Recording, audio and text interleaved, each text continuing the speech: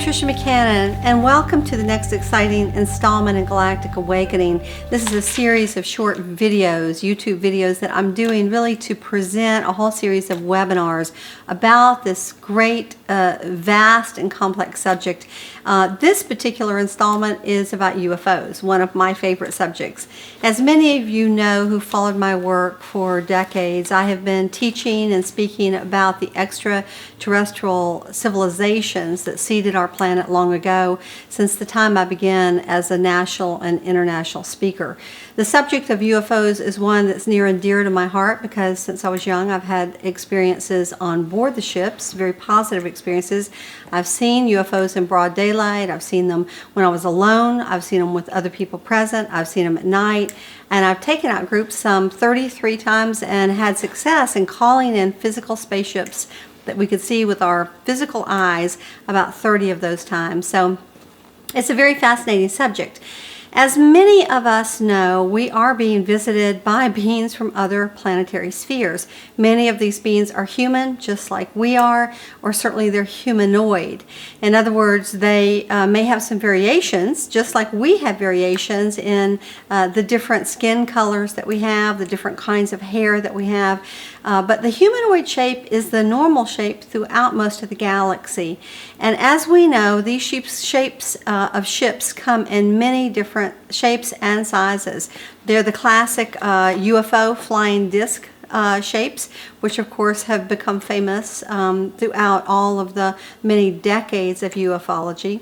There are floating orbs like round eggs or round tennis balls, so to speak, but I'm sure that they're not solid inside. There are long cylindrical cigar-shaped ships that have long been associated with motherships, and those are very rarely seen close to the Earth, but I've talked to people who have seen them that they're so large literally they were wiping out over half of the sky of stars, so clearly the ships were much lower down. There are also triangular ships. We see those a great deal over Brussels and military sites. Sightings of those have been not only common in America and but also in China and throughout Europe and the NATO headquarters. Recently, we've started seeing pyramids-shaped ships, which is very unusual, and even two pyramids that appear to be base to base, so creating basically like a dodecahedron shape or a hexagonal shape. So these are very unusual, and this is because we're not just being visited by one group of extraterrestrials. We're being visited by many different groups, and many of these groups are very benevolent. They're interested in the evolution of our planet, the evolution of our species.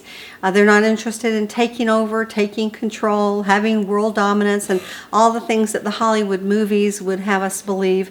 I'm sure if they had the technology to be able to come here en masse, they certainly would have the technology if they so chose to be very aggressive. But that's not their purpose. Most of these races are really here to observe mankind and to help us in a time of crisis. And we are, in fact, in a time of crisis, even though most of us don't know it.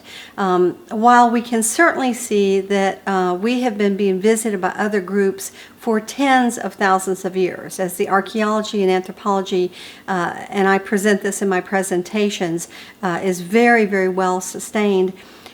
These visitations have increased since the 1940s, or since the experiments in Los Alamos with the atomic bomb.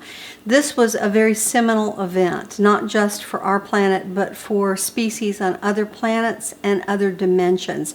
Because in fact, when we use atomic or nuclear weapons, we not only affect our reality, as we did in Nagasaki and Hiroshima, basically creating genetic mutations and creating enormous amounts of damage for the Earth itself, but we also interpenetrate other dimensions.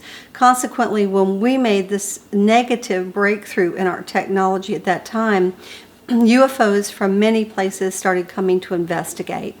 And since this time, the sightings have increased at a worldwide level exponentially in every single decade.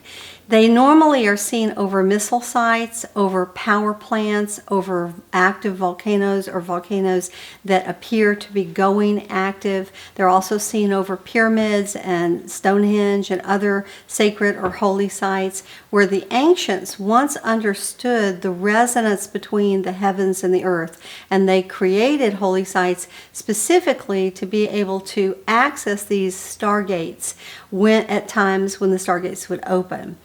As we breathe and we breathe out, the universe breathes in and the universe breathes out. So there are periods of time when the universe breathes in and or breathes out and the stargates open, the doors are open, and there is easy passage between our planet and other planetary systems.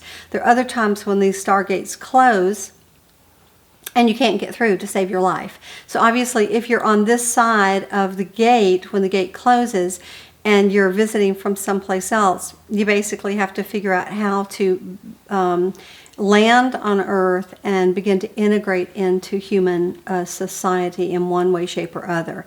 And this is much easier for groups like the Pleiadians who look just like us and claim to be our closest genetic ancestors. It's much harder for some of the other groups who don't look so much like us.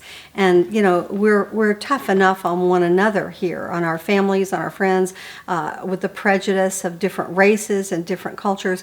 Imagine how tough we would be on these visitors from afar.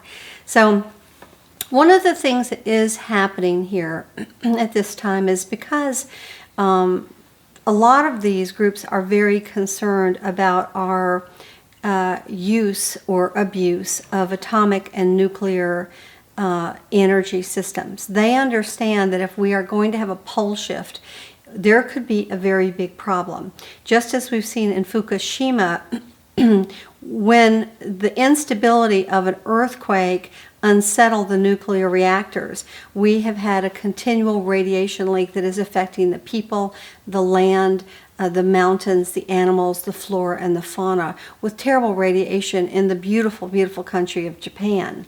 So the extraterrestrials understand that if we were to have a more dramatic type of pole shift, this instability in all of our missile sites, our nuclear power plants, our atomic energy facilities could wind up spelling disaster for the planet. And so let me say that I, for one, think that there are other energy systems that we should be able to tap into that won't destroy the planet.